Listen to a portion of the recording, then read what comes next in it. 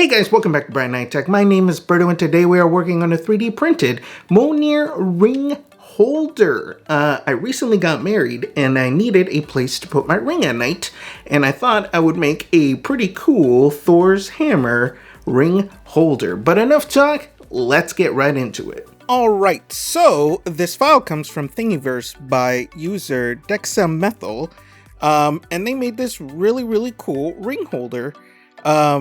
From the picture, it looks like he used a regular 3D printer. I'm going to make mine out of resin, but let's go ahead and get started.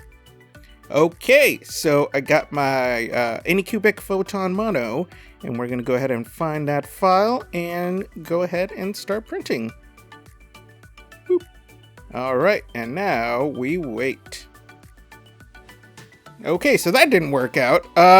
It should have started printing the hammer already. It looks like it stopped at the support, so let's try again. This time, I went ahead and put some of this lubricant on the FAP to see if that helps, because maybe it's getting stuck, and that's why it's not going up with the rest of the supports.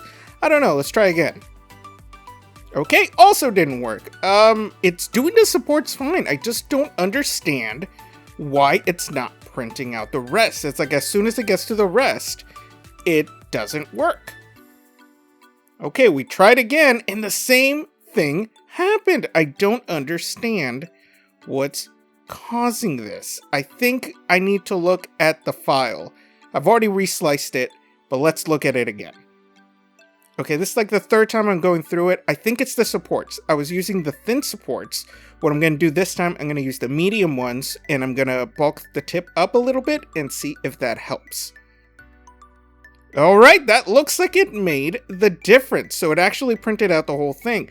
The difference with the medium tips on the supports is that it sometimes leaves little divots. So I went ahead and did the washing tour here, and then we're going to take a look and see if removing those supports did what I thought.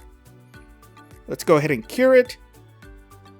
And I use the thin supports because they're so easy to get off and they leave minor marks, but as you can see, although it did print, it did leave little tiny divots in the hammer, which, you know, not a huge deal. They can be, you know, filled in, sanded, all that kind of stuff, but that's generally why I use the little ones. But maybe that's why I've been having such trouble with printing certain things out of resin.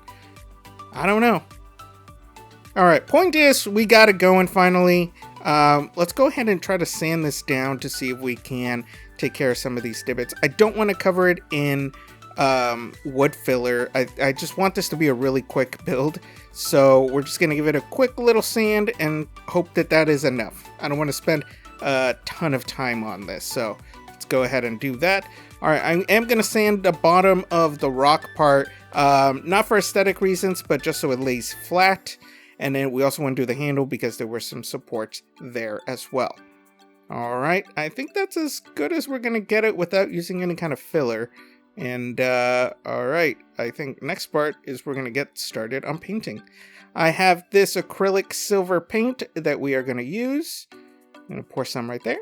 And then we're going to start going up the handle. Now, obviously, this is not film accurate because the handle is a lot longer than it would be.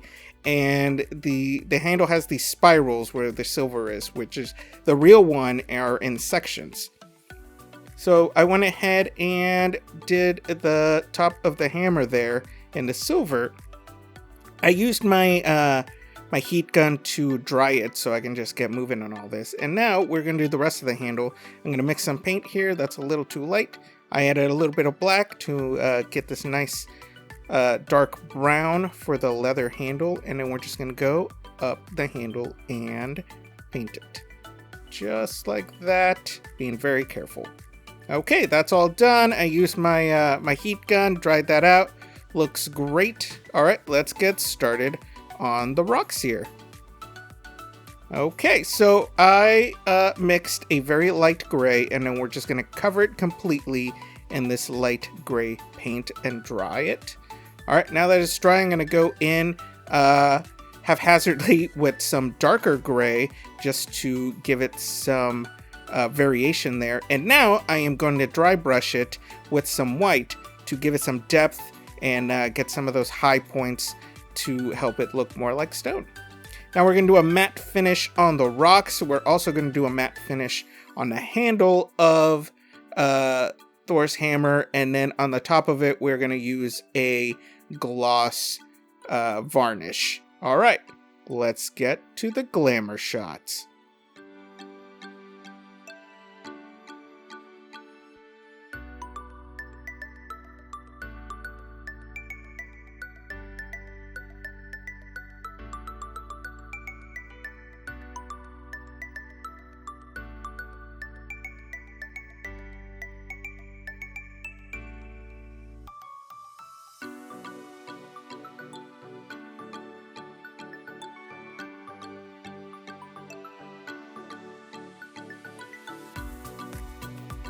And there you have it. Now I have a place to put this ring at night.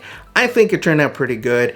It was a kind of a quick project, except for the beginning part where I couldn't even get it to print. But once we got it, I think it looks pretty cool. Really rushed paint job, but you know, decent looking. But I will put the link in the description so you guys can find it if it's something you need. And thanks for watching. If you have any questions, go ahead and put in the comments below. Don't forget to subscribe and hit that bell button for notifications. And we will see you next time.